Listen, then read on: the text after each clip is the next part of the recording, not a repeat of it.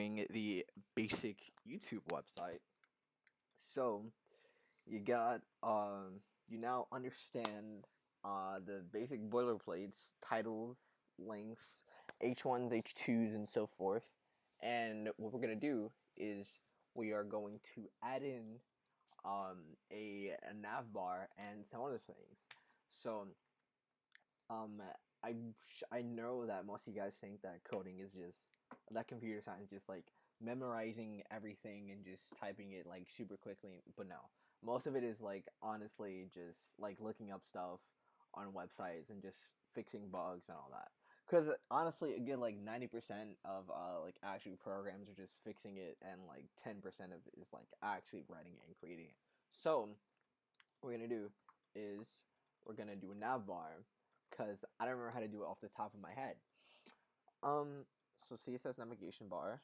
So what we're gonna do is I'm gonna go right here, and then we are going to put it at the very top of the page.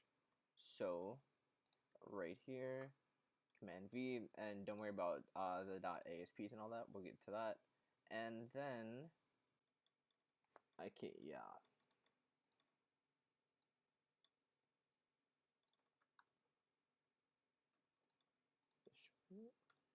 And then we hit Command R, boom, everything's showing up. Home, news, contact, about, so forth. Obviously, that's not really exactly what you want, but this is just a basic layout. So what we're gonna do is we're gonna go back to index. We're gonna go put another line right there. We're gonna align it perfectly, you know. And then what we're gonna do is we are going to color some text.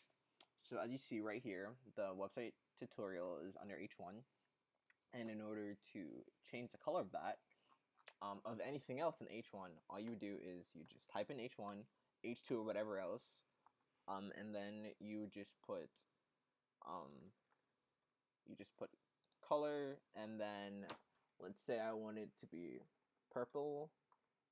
Command S, Command R, boom, purple, and let's say I also wanted the P tag. So, random color. Let's just say blue. Okay. Color, blue. Command S and Command R. Boom. See? It also kind of looks like a link. Now I just noticed that, but whatever. It doesn't matter still. Anyway, so next thing what we're gonna do is, okay, pause video right now and guess what you gotta do to make the P, so right here, bigger. Okay, if you guess right, then you would put font size, and you'd make it whatever size you want. Oh no, 25, it's pixels, yep, see? Command R, boom. And then we are going to, okay, so you see how whenever you hover over it, it's black. We're going to go change that, and there's something called hex. I'm pretty sure this hex or whatever, hexacolor or whatever. So it's pound, either a bunch of letters or a bunch of numbers, and one is black. And in order to make this like green, we would have to go change that. So what we're gonna do is we're gonna search CSS green hex color, and you're gonna get a string along with this CSS colors, and whatever, let's make it this one.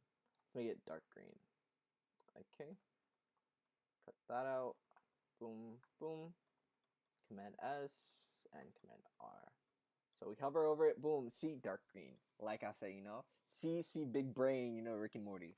All right, let's do one more simple thing. Let's say you want to go add in a picture. Let's just, okay, Rick and Morty. I just had a bunch of hesitation because I don't know. Okay, here we go. You know what? The greatest, most intelligent show on earth, where your IQ needs to be over 7 quintillion, almost as much as mine, in order to just understand the basicness, just the very bare bone things from this. Alright, and we save this and change the name. And what we're gonna do to go add in this picture is image source equals ram.jpg, and then we're gonna add that in, Command S and Command R.